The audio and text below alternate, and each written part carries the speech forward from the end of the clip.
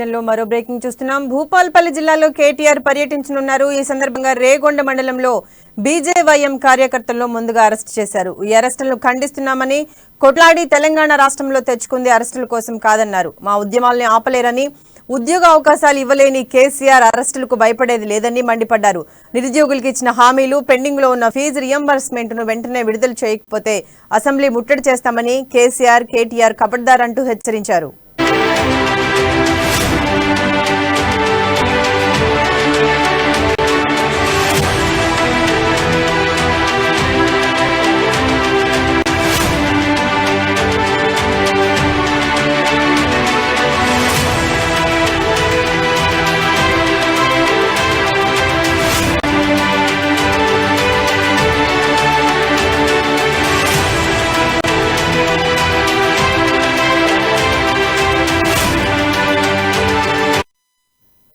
బులెటిన్లో బ్రేకింగ్ చూస్తున్నాం. భూపాల్పల్లి జిల్లాలో కేటీఆర్ పర్యటించనున్నారు. ఈ సందర్భంగా రేగొండ మండలంలో బీజేవైఎం కార్యకర్తలను ముందుగా అరెస్ట్ చేశారు.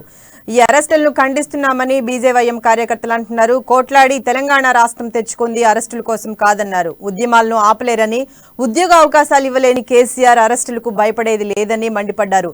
నిరుద్యోగులకు ఇచ్చిన హామీలను, పెండింగ్ లో ఉన్న ఫీజు రియంబర్స్మెంట్ ను వెంటనే విడుదల చేయకపోతే అసెంబ్లీ ముట్టడి చేస్తామని కేటీఆర్ కబడ్దారంటూ హెచ్చరించారు.